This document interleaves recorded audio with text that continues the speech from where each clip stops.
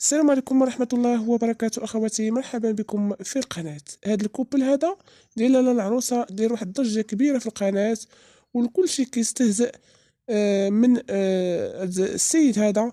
خليكم معي في الفيديو حتى الأخير وغتسمعوا واش السيد عنده الحق ولا لا.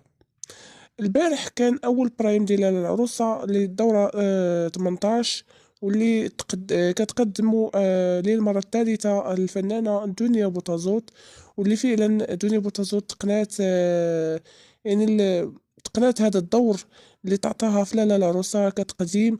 تبارك الله عليها، كتعطي الفنانة دنيا بوتازوت كل ما عندها وكل ما في جهدها كديرو باش انها تقنع المشاهدين، وفعلا داكشي اللي دارت، قنعت المشاهدين بالتقديم ديالها. والبارح اول برايم ديال لالا العروسه، وهذا الكوبل هذا داير واحد الضجه كبيره في السوشيال ميديا. علاش؟ انتم غتسمعوا علاش في هذا الفيديو هذا، وخليو الاراء ديالكم في اسفل الفيديو. البارح هاد السيد هذا فاش سولوه قالوا لي زعما شنو هو الحلم ديالك في برنامج لالا العروسه.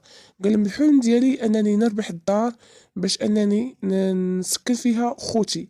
والكل استهزأ منه، قالوا شنو هو الدور ديال المراه ديالك، واش المراه ديالك قابله على هذا الشيء، واش المراه ديالك مدلوله، يعني شي تعليق اخوتي قريتهم. راه المغاربه ما عرفش ضرهم خاطرهم في بلاصه هاد السيده هادي. ولكن هاد الناس هادو راه ما جاو لهاد البرنامج هذا حتى هما مقتنعين بالفكره. ربما عنده ظروف اللي خلاه انه سكن، كيقول باللي بغيت الا ربحت الدار نسكن معايا خوتي باش انهم يقراو.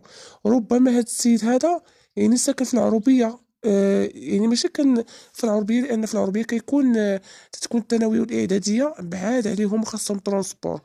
ربما بغى يعني الدار غتكون في المدينه باش انه يجيب خوتو يقراهم حداه.